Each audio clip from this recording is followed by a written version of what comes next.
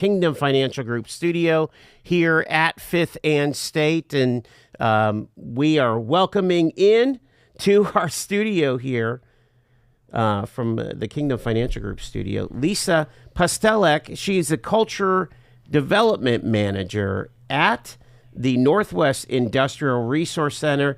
Lisa, welcome. Thank you so much for being on the show. Appreciate it. Thanks for having me, Joe. I'm excited to be here. All righty, let's get started because we are talking about this brand new conference. And why don't you introduce it and kind of give us an idea of the story behind this DIFM or conference for 2025. Sure. Driving Impact for Manufacturers, our first inaugural conference in the area. We're super excited. Our whole purpose of existence at the Northwest IRC is to help manufacturers, and we're a resource for manufacturers. So this was a fantastic opportunity for us to bring multiple manufacturers together in one place where they can learn, they can network, and of course, we're going to have a little bit of fun too. That sounds pretty amazing. What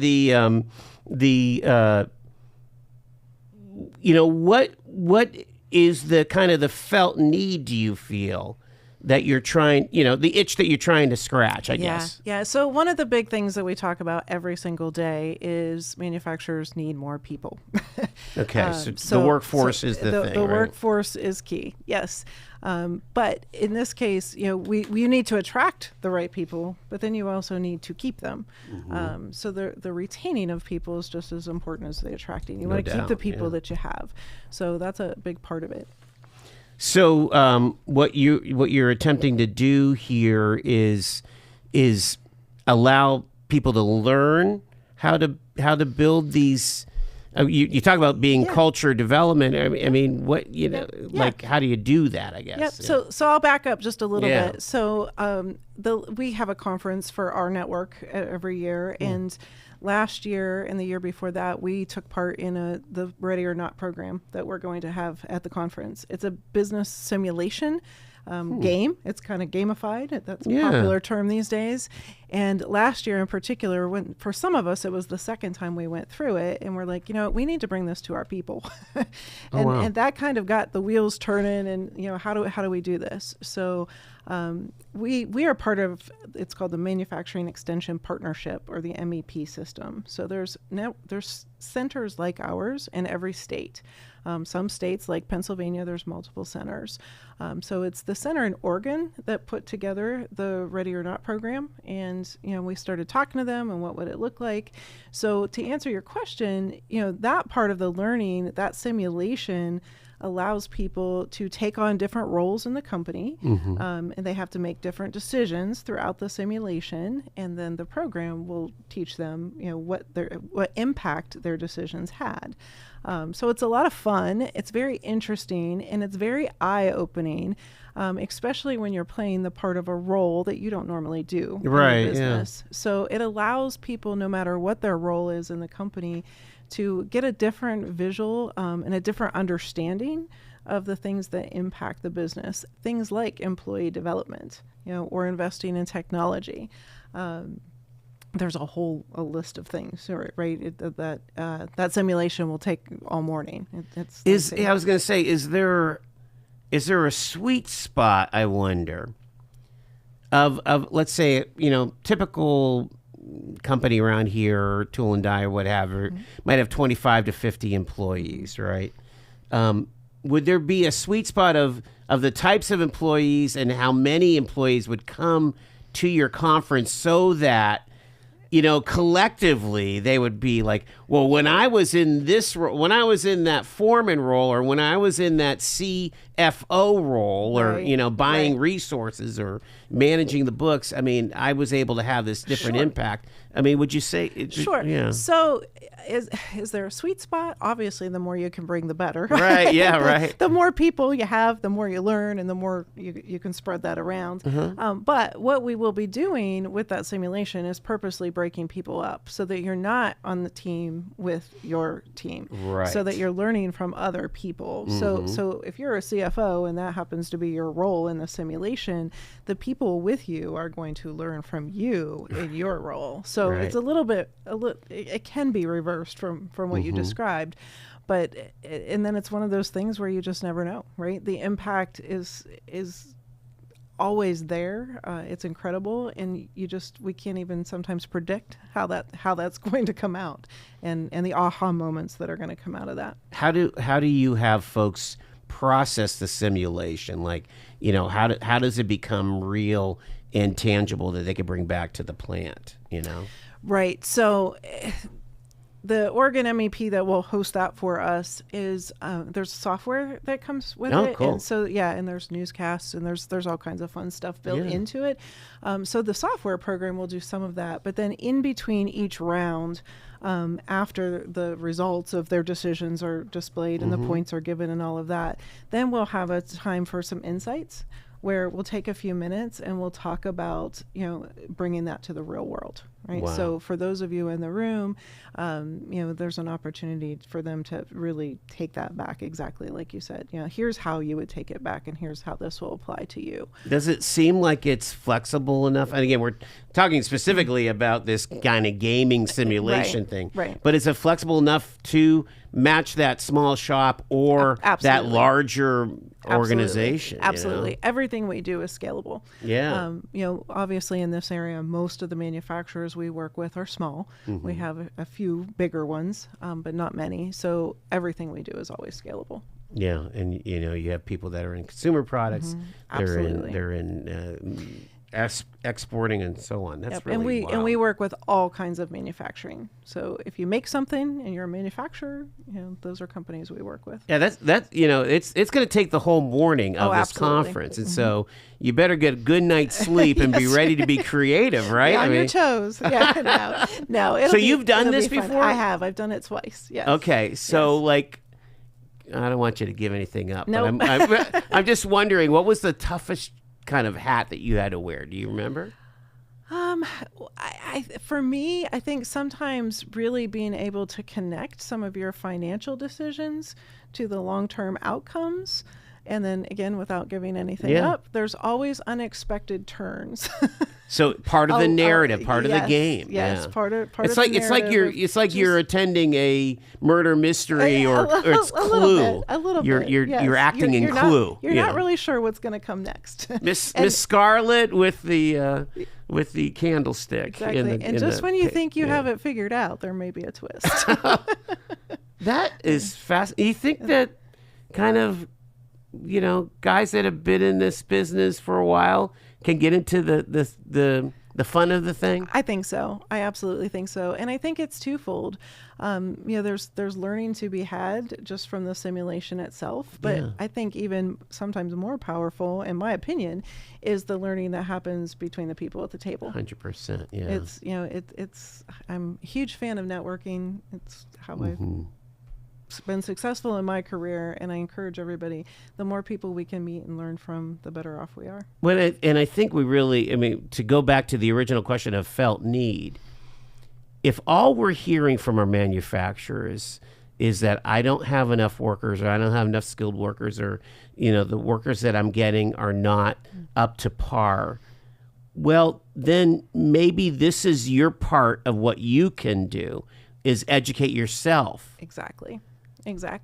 And, at the end of the day, when we talk about culture development, we have to make sure that we have environments where people want to work. Yeah. People want to feel appreciated. They want to feel valued. And yes, we have this conversation every day, pretty much. Yes, there are people that don't want to work. I will agree with that 100%. But the whole stereotype of no one wants to work is just not true. And we have to be very careful with our mindset with that, that we're not setting ourselves up that, well, nobody wants to work. So it really took me aback. This wasn't that long ago that I had a leadership class that we were working with. And one of the leaders said, well, I don't even bother learning people's names until they're here for 90 days. And of course, my response was, "Well, why would I want to work for you?" So are you the truth teller a lot of times in these meetings? Sometimes. But when you really think about that, right? Yes, I understand there's been a lot of turnover and there's a lot of things happening out there. But at the end of the day, if we don't treat people like we want them there to work, then why would they want to stay there? And granted, again, right.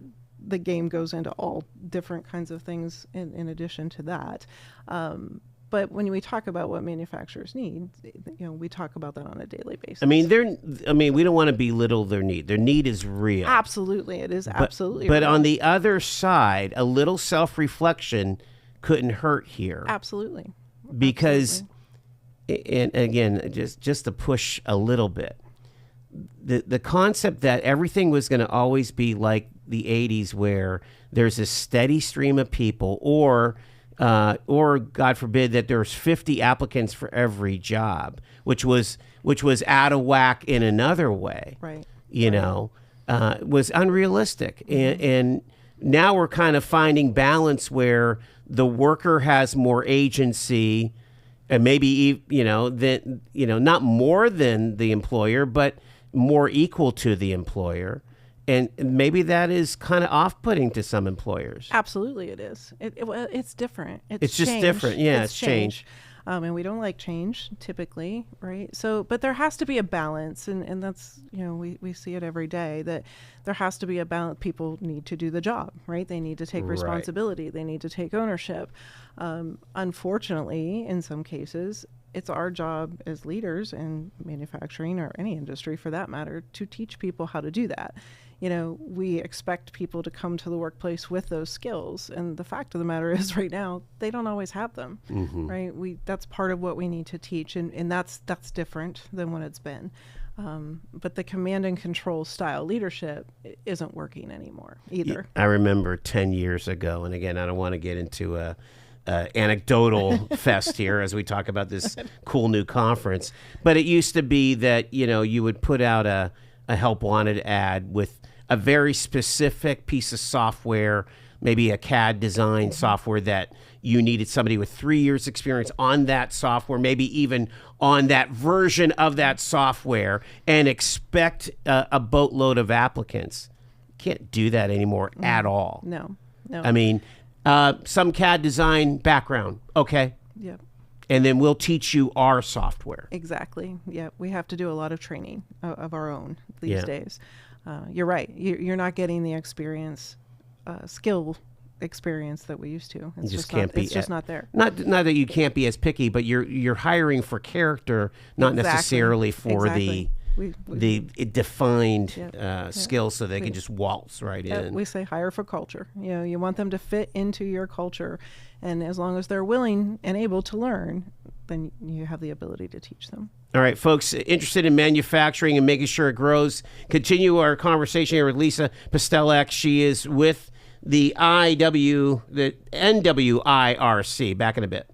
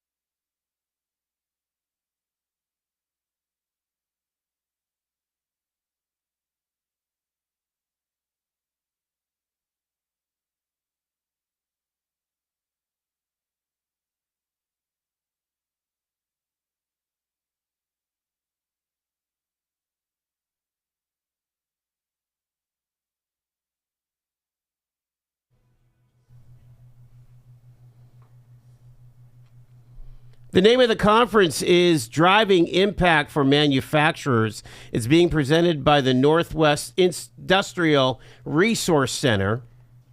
Coming up on March 25th, 7 a.m. to 6 p.m. Includes breakfast and lunch and a networking session after the fact.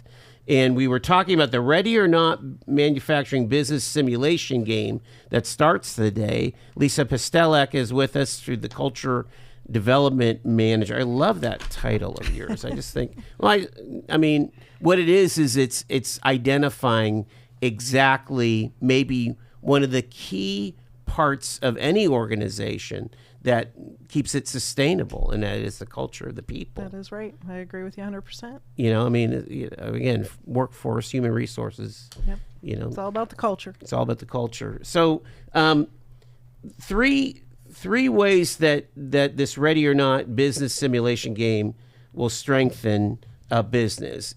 It's talking about raising business IQ. What do you mean by that? Well, we raise the level of awareness of the business as a whole. What typically happens is we have our role within the company and we get into a little bit of a bubble and we know our part, right? But we don't see the big picture of the whole company. So the simulation lets us see all those parts and how they impact each other. What I see on a regular basis with manufacturers, and we work on this sometimes, is opening our eyes to that big picture, right? We understand what our department does and how it contributes, or what we need to do, how it contributes to our goals, right? But we don't understand always how that department impacts three steps down the line, right? Yeah. So at the end of the day, you need every department. You need every department to interact. You need every department to communicate. And if you take away from one to give to another, you know, we don't always realize what the impact of that is. Or if one is not performing, we don't understand how that impacts somebody else. You know, so the whole mindset of, you know, I'm just going to do what I have to do and not worry about everybody else, that doesn't work. You know, you're a team. It's a company as a whole. You think about how crucial shipping and receiving is, right? As far as, or the tool room, right? You have to have them all, right? And if you're missing that strategic tool or that supply, and you're in a just-in-time situation, I mean, the whole thing. You're all going to fail. Yeah, you're all going to fail, right? Yeah. Wow. And like you said before, and it's scalable, right? So it doesn't matter if you're a 30-person shop or a 200-person shop. It still applies, right? You might only have one person in each of those departments versus 10, but the concept still applies. The business is impacted by every single area. And I would imagine, you know, understanding the competitive environment that particular company is in, and that you know, when you throw away stuff that you don't have to throw away, you know, and we're losing money on that, you know, that makes our competitor maybe do a little better than us. Absolutely. And not knowing your competitors, right? We run into that quite often. Right? That's interesting. There's a lot of companies that have had the same customers for a long time. And don't really worry about, you know, new sales or what the competition's doing, as long as they have, you know, their chunk. And that's all well and good until a part of that chunk goes away, you know, by no fault of theirs. Right. And that happens. Or if you're overly leveraged to one or two clients. Exactly. You know? Exactly. I mean, we've seen that in stark reality around here in the past several years. Absolutely. Number 2, building a strategic mindset. Again, you think about the CEO being having strategery. That's my word. You know, I like that word. That's my George W. Bush word.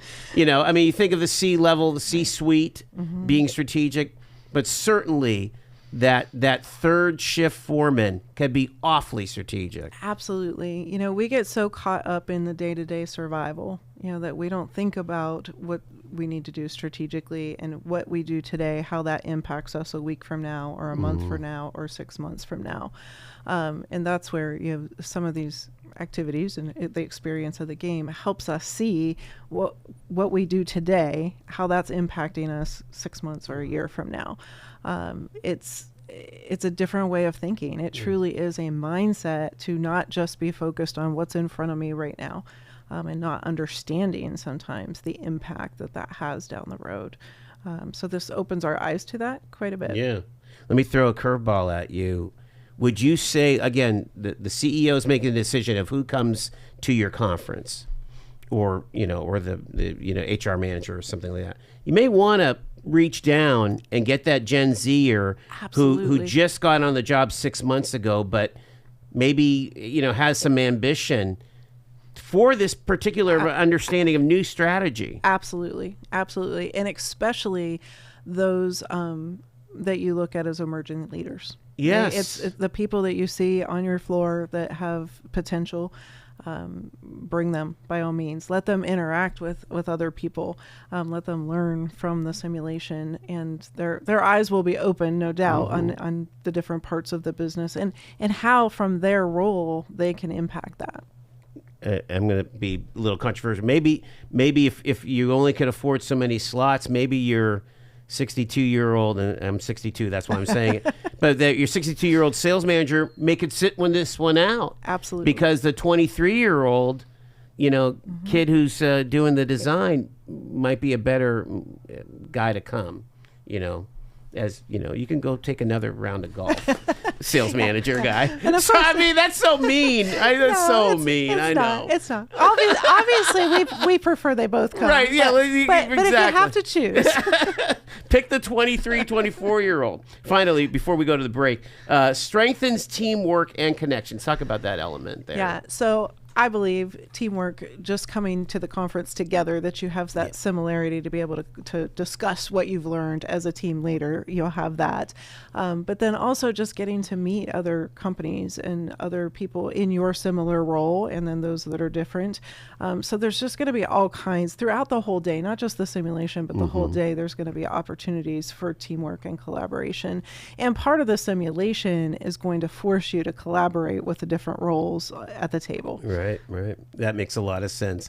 All right, we've got to go to the bottom of the hour news break. We're talking about driving impact for manufacturers. Again, anytime that we can, from these microphones, give a boost to the manufacturing sector here in Erie, we're all about it. And somebody that does the boost every day is the Northwest Industrial Resource Center. Again, a huge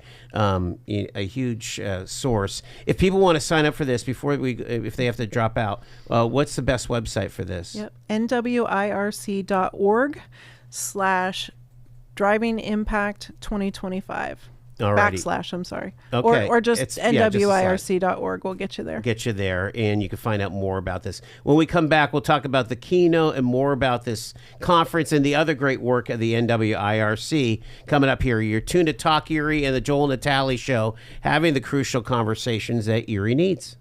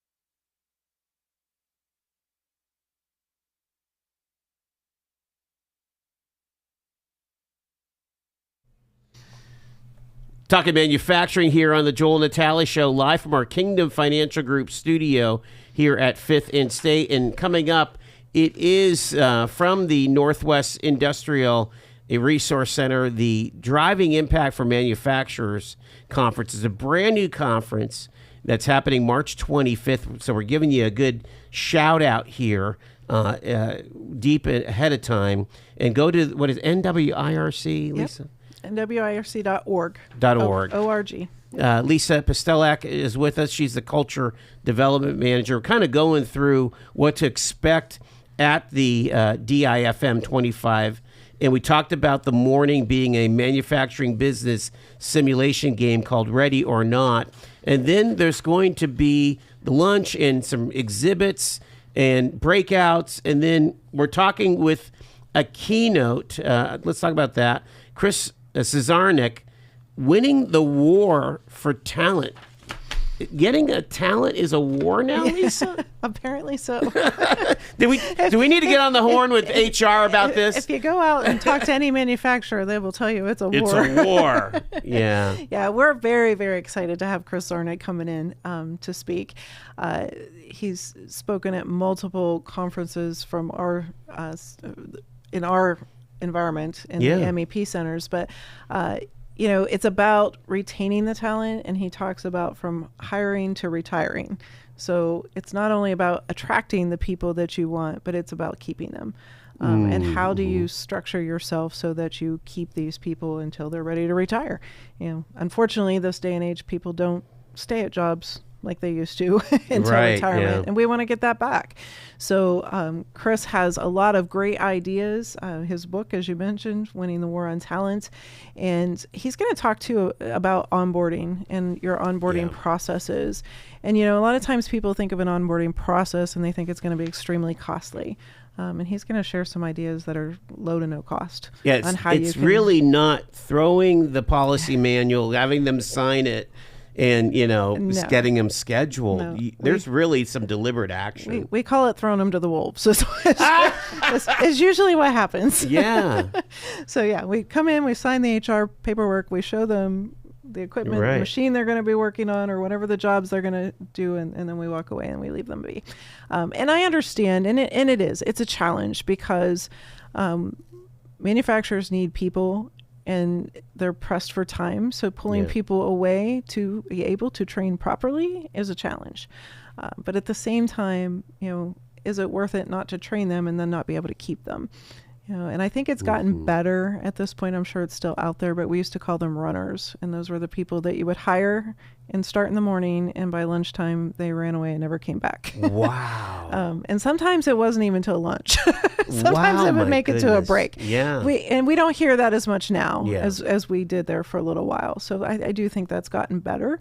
But the onboarding process that Chris is going to talk about is vitally important to being able to retain the talent that you do attract. I mean, you think about it. There's probably a half a dozen basic roles at the plant that if you spent, over the course of a month or two, 30 to 60 hours developing, what would be the best practice, what you would hope that after the onboarding process that this person would be able to accomplish. You could create those templates. Absolutely. And then tweak along the way if they're not resonating with the new hire. Boy, that's not a lot less energy than trying to, burn somebody out or not prepare them properly, right? Right. Yeah, and there's so many different ways, and he's going to share a lot of different ideas with us as well. But, part of the other problem with that is sometimes the people that have been doing that job for 20, 30 years and are super good at the job, they're experts at their job, right? But they're not capable of teaching somebody else how to do it. Right. So that's another problem, and if you have the proper onboarding process in place, that can help overcome that. Yeah, he talks about, he spent the last 20 years figuring out why people go to and leave organizations. It's like, what was the attraction to begin with? Right. And then how did the bloom fall off the rose, right? Exactly. Why can't you keep them? Yeah. Yep. And he's been out there in the trenches, and I know I'm very excited myself to hear. And Chris sometimes it's just not the right fit, right? Sometimes it's not. No, we went through that phase where if you could sign your name and your breath showed up in a mirror, would take you. Oh my gosh! But I think we're past that. Yeah. Well, I think about. I mean, it's public knowledge that Wegmans, for example, is the #1 place to work in the nation, or has been, right? One of those he always wins those awards, right? Sure. And you're like, okay, well, I know this is not manufacturing, but we're still putting out a product in retail. Absolutely. And what is it about their systems and their training capabilities that we might be able to adapt, or you talk about the Chick-fil-A way, or you talk all these places that are known for their service, and right? they not only are known for their service, but they have a process in place to teach people how to provide that service. And there's manufacturers that have that in place too. And unfortunately, I think they're few and far between that really have it working. But there's certainly manufacturers out there that have not had that revolving door of people. And I really believe that's because they do have a strong onboarding process, and they do have things in place that makes it a healthy culture where people like to stay. Yeah, I would think the other part of this is that there are manufacturers, especially in a community like Erie, where the way that they did it before worked, and they could point to the people that have been there 39 years. Absolutely. But we are 3 generations or 2 generations from those folks, right? And people are different. We're a different social type of community now. Yeah, and the mindsets are very different. Yeah, it's a different mindset, and we have to be able to adapt to all of them. From the silent generation to Generation Z, there's some significant differences. Would you put some headphones on? Somebody wants to ask a question here. Let's go to a fellow that knows quite a bit about manufacturing. And hey, Phil, just put one ear is fine. That'll work for you. And you are live with Lisa here on Talk Erie. Go ahead, Phil. Well, Lisa and I know each other quite well. Hi, Phil. How are you? Good. How you been? Good. Nice to hear from you. Good. Geez, Joel, it's so cold. I'm about ready to go down to Florida and spend a few days at the Gulf of Phil Kerner. Nice. I knew you were going to come up with that. Jeez. Hey, I have a question. Sure. And I'm listening to the whole show. It's fun. But I don't know why I don't know the answer to this. Lisa, my question is, when I was an apprentice back in 1980, and we had these 4-year apprenticeships, we went to night school, and at the end of 4 years, I got the certificate from the Department of Labor and Industry. Are apprenticeships even still a thing, especially the 4-year apprenticeship? And where does somebody go to learn about them, sign up for one, get one? It seems to be a little bit of confusion, and I kind of swim in this area, and I don't get it. So I don't know. So I guess I could hang up and listen, or if you want me to stay on, whatever you want. Okay, we'll have you hang up, and I'll let Lisa be able to. Thank you so much, buddy. Thanks. Appreciate Thanks, it. Joel. Bye-bye. Thanks, Phil. So there are apprenticeships, right? Yes, there are. There definitely are apprenticeships, and that is not my expertise, but I will share what I know.